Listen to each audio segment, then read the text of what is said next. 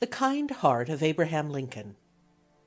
Little Abe Lincoln lived in a log cabin in Kentucky. When he was 7, his family moved across the Ohio River into Indiana and lived all winter in an open shed called a half-faced camp before his father built a better cabin with bare earth for its floor. Tom Lincoln, Abe's father, was a mighty hunter. He liked to shoot game better than the hard work of clearing land and farming. He thought Abe was timid because he did not like to kill harmless animals or see them suffer. During the 14 years Abe lived in southern Indiana, he went to school a few weeks at a time, less than a year in all. A girl who went to school when he did used to tell, after she became an old woman, that Abe's first composition was against cruelty to animals. She always remembered how he read this sentence in it: "An ant's life is as sweet to it as ours is to us." One day Abe caught several lads laughing at a turtle as it moved slowly about, showing, as well as a dumb animal could, the misery it was in. For there were burning coals on its back, and the biggest boy stood by with a smoking shingle in his hand. This showed Abe how the hot coals came upon the terrapin's back. Snatching the shingle from the big bully's hand, he brushed them off and began to paddle the cruel boy with it, calling him a cowardly fellow for hurting a helpless turtle. Just before Abe was 21, Father Lincoln moved to newer country in Illinois. Abe's stepsisters were now married, so there was a big family going west in a lumbering wagon drawn by 2 yoke of oxen. One of the stepsisters took with her a pet dog. It was in the midst of winter, and some of the rivers they had to cross were covered with ice. One day, the little dog strayed away from the wagon and failed to come back until the Lincoln party had forded a shallow stream. After crossing, Abe, who was then driving the oxen, saw the poor little fellow jumping about and whining, afraid of being left behind. It was growing dark, and they had to make their camp for the night. All the others were for leaving the troublesome cur to its fate. Mr. Lincoln, in telling of their moving to Illinois, said of this, "But I could not endure the idea of abandoning even a dog. Pulling off shoes and socks, I waded across the stream, and triumphantly returned with the shivering animal under my arm."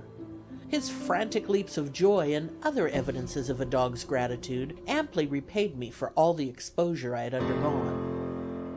Many other stories are told of Abraham Lincoln's kindness of heart.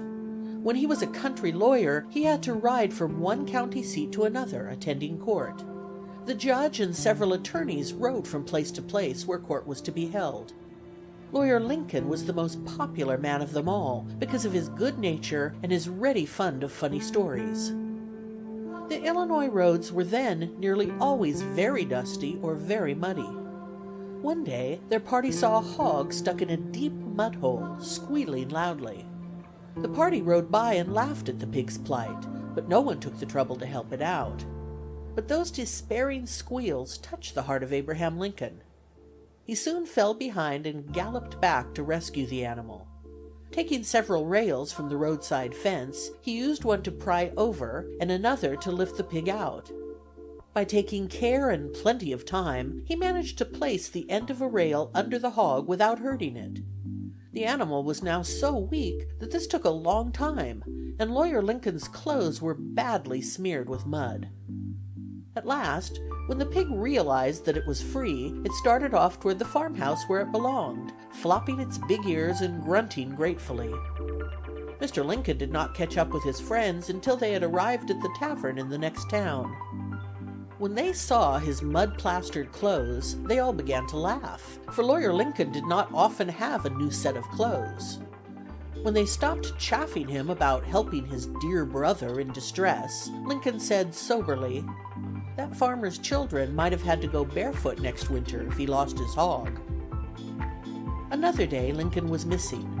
One of the party explained, "I saw him an hour ago over the fence in a grove with a young bird screaming in each hand, while he was going around hunting for their nest."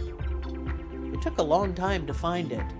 Lawyer Lincoln had to let one bird go while he climbed the tree to put the other in its nest.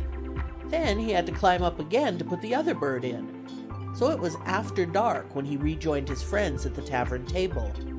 It seemed so absurd for a big man like Lincoln to waste hours on two birds that had fallen out of their nest, that even the judge scolded him. Mr. Lincoln replied with deep feeling, "Gentlemen, you may laugh, but I could not have slept well tonight if I had not saved those birds. Their cries would have rung in my ears." That spring, after he was 21, Abraham Lincoln helped to build a flatboat and went on it to New Orleans to buy stock for a store in the village.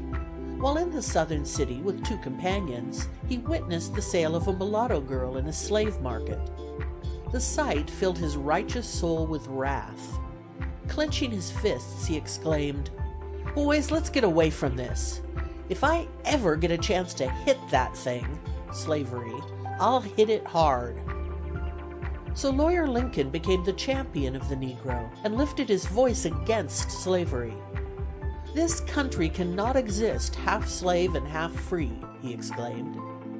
His ringing words in the famous debates with Senator Douglas pleased the people of the North so much that Lincoln was elected president next time.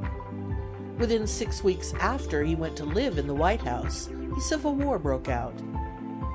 The tender heart of President Lincoln was often hurt when the news of a battle came to Washington with its list of killed and wounded. He tried to keep up his own spirits and the heart of the nation by his constant flow of stories, which made the people smile through their tears. To him, it was an awful thing for his brothers in the North to be fighting and slaying their brothers down South. When Abraham Lincoln saw that the time was right, he gave out the Emancipation Proclamation, his order to free 4 million slaves. He now had a chance to hit that thing, and he did hit it hard. Grand as it was to write that great paper and free all the slaves, it was even greater to show the people of the United States, and of the whole world, how to look on the bright side of the hardest trials, and even to laugh in the face of trouble. President Lincoln had the supreme joy of seeing the purpose of the war accomplished. His Gettysburg Address, which every boy and girl should know by heart, and the words from the second inaugural, "With malice toward none, with charity for all," are ever-living witnesses of the kind heart and unselfish spirit of Abraham Lincoln. William Cullen Bryant, one of the first of American poets, wrote these lines for the martyr president's funeral. "O slow to smite and swift to spare, gentle and merciful and just, who in the fear of God didst bear the sword of power, a nation's trust. Pure was thy life, its bloody close has placed thee with the sons of light, among the noble hearts of those who perished in the cause of right.